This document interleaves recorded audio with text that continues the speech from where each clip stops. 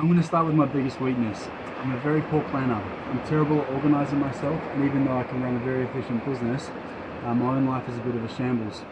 The reason I've chosen to do a personal strategic plan is that I have a terrible history of procrastination, and my life and career have tended to leap from one unplanned scenario to the next. When I sat down and started my strategic plan, I asked myself a series of questions, starting with, where have I come from? I grew up in Australia, went to a posh private school and started a media degree at university. However, I moved to New Zealand in 2005 to get away from the wrong kind of crowd and the wrong kind of lifestyle. In Auckland, I got a job at a catering company washing dishes and fell in love with the young and beautiful owner of the business. We later married in 2009. Over the next 8 years, we increased the catering company sales from $350,000 to over $1 million, and also launched a specialty online retail and grocery store, the Gluten-Free Grocer, on Mount Eden Road in Auckland that was fully staffed and turned over $400K a year. In 2009, we sold both businesses and moved to Niue Island in the South Pacific, where Sarah ran a resort and I spent my time caring for our 4 children, working as a business consultant and dive master. When our time in Niue came to its natural end 2 years later, we returned to New Zealand and settled in Hamilton, where our eldest children will finish high school. While my wife is the breadwinner in Hamilton, I have the luxury of splitting my time between being a stay-at-home father, a uni student, and working on a contract basis for the Ambassador Hotel and Tour Time New Zealand.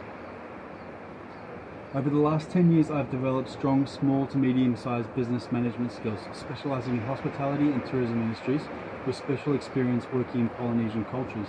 My ability to rationally address a challenge, manage cultural conflicts, and implement complex projects is a transferable skill that I plan on using to form an ongoing, dynamic process of improvement towards my dream job. Which leads me to the next question. Where am I going? I want to be the specialist consultant to governments and NGOs in the South Pacific when implementing aid-funded tourism-based projects in the next 5 years of my life. This is in line with my core values of seeing positive social and economic development through responsible business activities. I'm driven towards this goal from my experiences in Niue and the Cook Islands, where I saw firsthand the complex issues that arise when delivering financial aid for the purpose of economic development. According to the Ministry of Foreign Affairs and Trade, New Zealand's Pacific neighbours receive almost 60% of the New Zealand aid budget. Currently, large amounts of this aid money is used to market and develop tourism as an export earner for small Pacific Island nations. In Niue alone, INFAT is contributing $8.5 million towards the expansion of Matavai Resort, as a further $1 million, as well as a further $1 million for tourism marketing in 2016. In Samoa, NZAID is supporting Samoa's sustainable tourism development activities by upgrading their attractions and improving Apia's waterfront. And in Tonga, NZAID is focused on increasing visitor numbers and revenue from tourism by investing in destination development and marketing as part of the Tonga-New Zealand Tourism Partnership. The purpose of the aid funding is to increase the economic independence of these countries in the long term. There are still many underdeveloped areas of the South Pacific that are rich in natural beauty, and I see enormous potential benefit for local communities if they are given the tools and support required. Unfortunately, however, there is often a disconnect between those who provide the funding, the decision makers, and the people on the ground, and this results in expensive mistakes and ineffective projects, and is a Pacific-wide problem.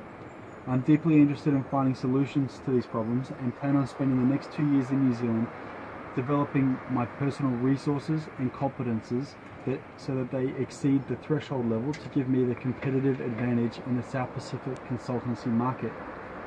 So, what challenges will I face in achieving my goal? As a father of 4, I'm constrained by my commitment to my family. We have a responsibility to our children to provide them with a good education and positive life experiences.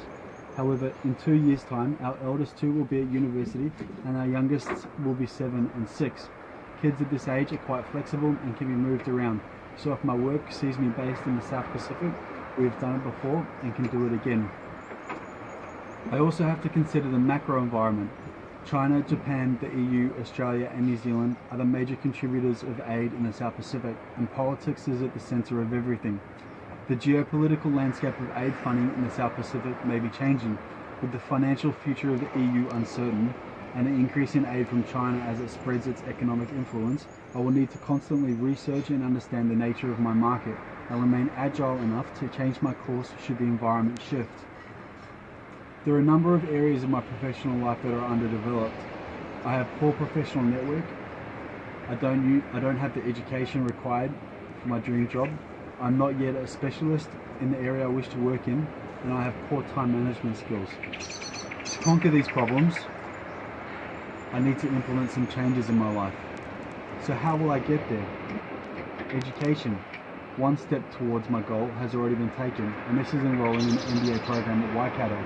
AUT offers a postgraduate diploma in Pacific Development Studies that is also worthwhile considering. My business network. I need to find business people in my area of interest that I can aspire to and potentially network with. I must surround myself with a group of peers that are inspired towards greatness. Join local commerce, business innovation, and entrepreneurial groups. I must develop a volunteer army of family and friends who know what my goal is and will support me in achieving it. I need to develop work experience, perhaps by offering my time for free to not-for-profits or other consultancy groups already working in that space. I need to appoint a personal board of directors who I will meet with, who will keep me on track and will hold me accountable for my actions. And I need to establish a continual process of self-evaluation where I benchmark myself against others in the field of study and reassess how my actions are guiding me towards my goals.